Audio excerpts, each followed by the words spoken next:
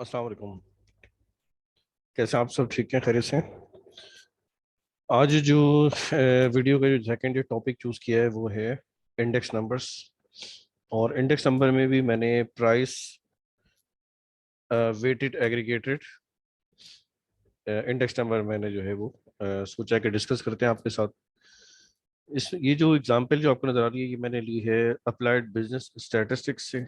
इसके ऑथर हैं Trevor Wagner. ठीक है। इन्होंने एक एग्जांपल दी है, the data in table 13.2 shows the usage of basket of the three toiletry items in two-person household for 2010 to 2011 respectively. The data was collected from household survey। ठीक है, ये कुछ इन्होंने आइटम्स लिए जैसे सोप है और इसमें डिओड्रेंट्स हैं और टूथपेस्ट हैं। और इसमें यूनिट प्राइस जो पी नॉट से लिखा हुआ है, क्वांटिटी क्यू नॉट से लिखा हुआ है। यूनिट प्राइस जो है वो P1 है और क्वांटिटी Q1 है। ये किस में है? जो करंट ईयर है वो 2011 है, जो बेस ईयर है वो 2010 है। ठीक है। हम लोग इसमें क्या देखते हैं? हम लोग ये देखते हैं कि प्राइस के लिहाज से जो क्वांटिटी जितनी आ रही थी क्या वो अभी भी वैसी ही है।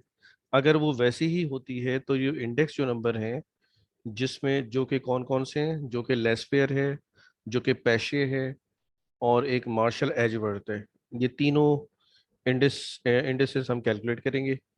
अगर ये तीनों की वैल्यू 100% आ जाती है तो इसका मतलब ये है कि जो 2010 की जो जो quantity with respect to price थी या price with respect to quantity थी वो क्या है, उसमें उसमें उनकी प्राइसेस में कोई चेंज नहीं आया, क्वांटिटी भी सेम मिल रही है।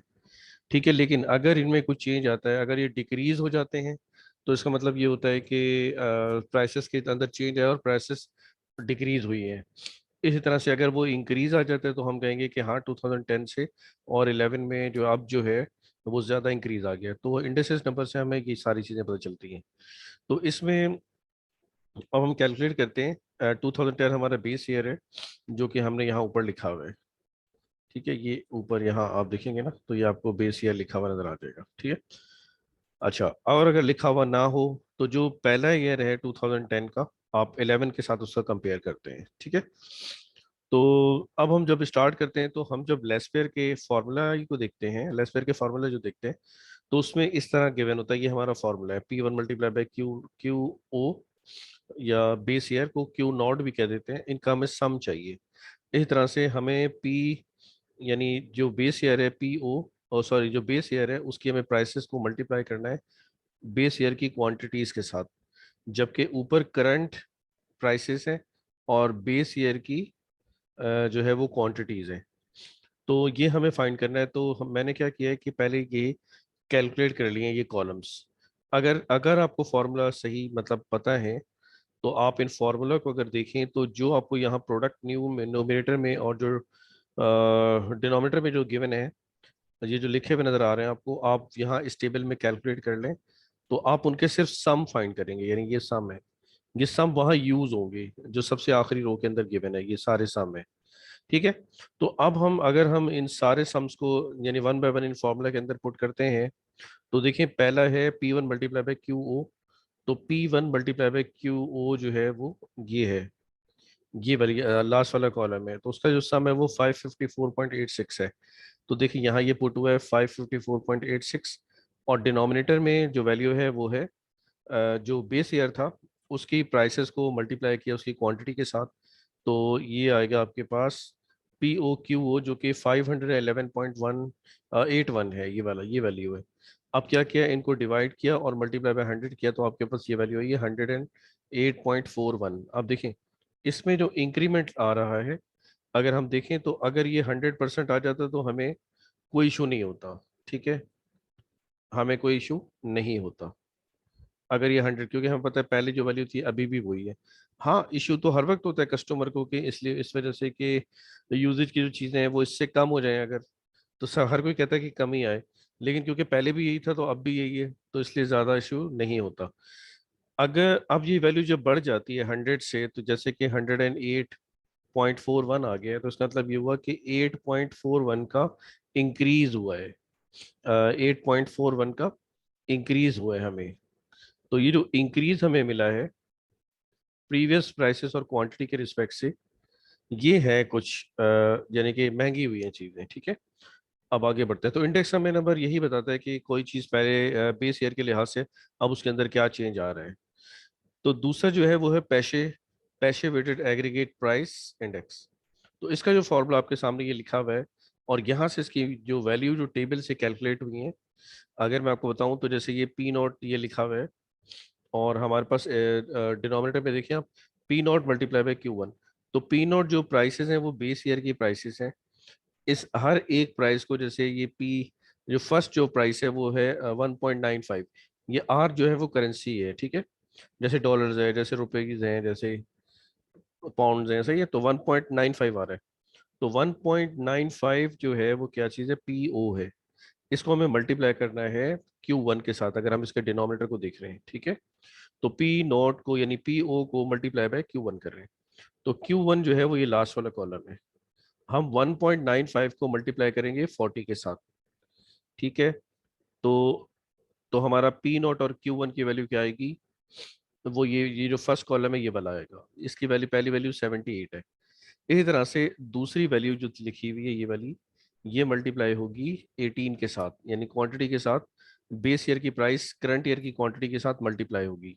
और आप देख सकते हैं कि जो बेस ईयर की जो क्वांटिटी है वो 37 है, 24 है, 14 है। जबकि यहाँ पे आप देख सकते हैं कि ये 40 है और ये 18 है। यानी कहीं पे कम और कहीं पे आपको ज़्यादा वैल्यू मिल रही है। जैसे ये 16 है, ज़्यादा वैल्यू मिल रही है, क्वांटिटी ज़्यादा मिल रही है। प्राइसेस में भी इसी तरह से देखें, ये 6.74 है और ये 6.29 है, तो प्राइस भी बढ़ी है यहाँ से अगर हम देखें तो। बहरहाल, तो कॉलम हम इस तरह से, जब हमें फार्मूला पता होंगे, हम इन्हीं फार्मूला को के अंदर जो है ना वैल्यू को पुट करेंगे। तो देखें सेकंड में अगर हम वैल्यू देखें, तो P O multiply by Q one है। तो P O multiply by Q one की जो वैल्यू है वो हमारे पास कितनी है, वो है 442.34। तो ये 442.34 ये वैल्यू है हमारे पास डिनोमिनेटर के अंदर। और न्यूमरेटर में सिंपल वैल्यू है वो 478.94 है, जो P1Q1 की वैल्यू है, जो करंट ईयर की प्राइसेस और क्वांटिटी है वो है 478.94। तो ये देखिए 478.94 यहाँ रखा हुआ है। अब हम इन दोनों को डिवाइड करेंगे, पहले पहले हम इनको डिवाइड करेंगे, फिर मल्टीप्लाई बाय 100 कर देंगे। तो वैल्यू हमारे पास कितनी आ रही है, 108.27। तो अब देखिए इनमें थोड़ा बहुत फर्क होता है। जैसे अगर आप लेस्पेयर की वैल्यू को देखें तो ये 108.41 थी, ठीक है। जबकि अगर आप पैशे की वैल्यू को देखें तो ये है 108.27। तो जबकि वो है तो 8 पॉइंट समथिंग का डिफरेंस। अगर हम देखें तो ये 8.27 इसकी वैल्यू आ रही है। जबकि यानी कि अगर मैं देखूं तो ये 8.27% का डिफरेंस है, और वहां पे 8.41 का डिफरेंस है, ठीक है। तो मतलब डिफरेंस आ रहा है, और ये एक दूसरे के अप्रोक्सीमेटली इक्वल होते हैं। जैसे है तो डिफरेंस तो बहुत ज्यादा, 8.41 और 27 में बहुत फर्क है, लेकिन बहरहाल इनके जो होल नंबर्स होते हैं वो तकरीबन मिलते जुलते ही होते हैं। डेसिमल में इनके पास थोड़े बहुत डिफरेंस आते हैं, जाहिर है अलग अलग जो है वो मैथमेटिशियंस हैं या स्टैटिस्टिशियन है, तो जाहिर है इनमें कोई ना कोई वैल्यू के अंदर तो चेंज आएगा ना। बहरहाल अब आगे बढ़ देखते हैं। आगे जब हम देखें तो हमारे पास लेस्पेयर की जो वैल्यू आई है वो हमारे पास आई है 108 पॉइंट समथिंग ना। अब इसी से देखें एजवर्थ, मार्शल एजवर्थ जो हमें फाइंड करना है, उसका इंडेक्स अगर हम देखें तो वो हमारे पास ऐसा है कि जो न्यूमरेटर्स हैं दोनों में, जैसे पी वन, अगर आप फार्मूला को देखें तो अगर आप दोनों जो लेस्पेयर और पैशे के जो फार्मूला है, इनमें जो न्यूमरेटर है वो पी वन क्यू नोट है। यहाँ देखें पी वन क्यू नोट है, जबकि पी वन क्यू वन है तो पी वन क्यू वन है। तो जो न्यूमरेटर है उनको ऐड किया हुआ है और जो डिनोमिनेटर है उनको भी ऐड किया हुआ है। देखें यहाँ पे P O multiply by Q O है, तो देखें ये पी ओ क्यू ओ है, और साथ ऐड किया है इसको P P not Q one में या पी ओ क्यू वन के अंदर, ठीक है। और फिर मल्टीप्लाई बाय 100 ताकि परसेंटेज में जो वैल्यू आए।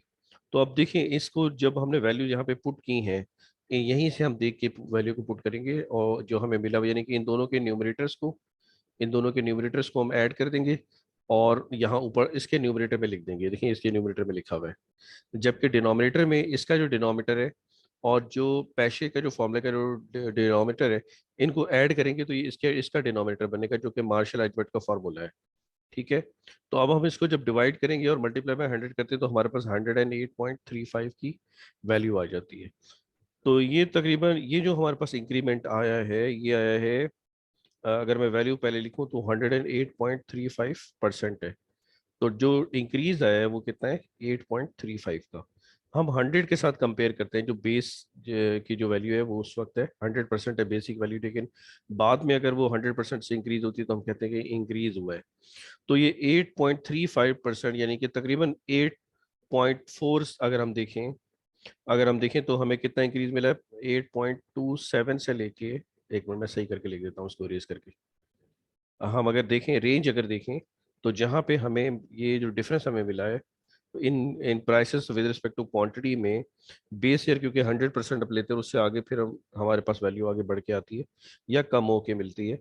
तो जो डिफरेंस हमारे पास है वो है 8.27 से लेके वैल्यू है 8.35 तक के। यानी इतनी इस डोमेन के अंदर रहते हुए हमें इंक्रीज मिला है इनके अंदर।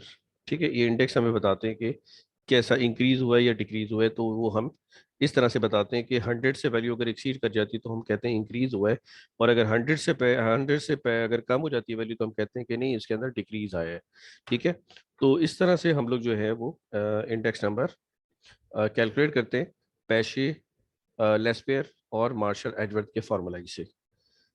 अच्छा, इसमें इंडेक्स नंबर ज़ाहिर है हमें बताता है कि जैसे मैंने पहले बताया था कि प्राइसेस इंक्रीज हुई हैं विद रिस्पेक्ट टू क्वांटिटी या डिक्रीज हुई हैं या, ठीक है, तो इसलिए इंडेक्स नंबर हम कैलकुलेट कर लेते हैं, तो इस तरह से हमें पता चल जाता है। ठीक है, तो अब इसको मुझे उम्मीद है कि आपको ये समझ आए होंगे, ये दोनों फार्मूला।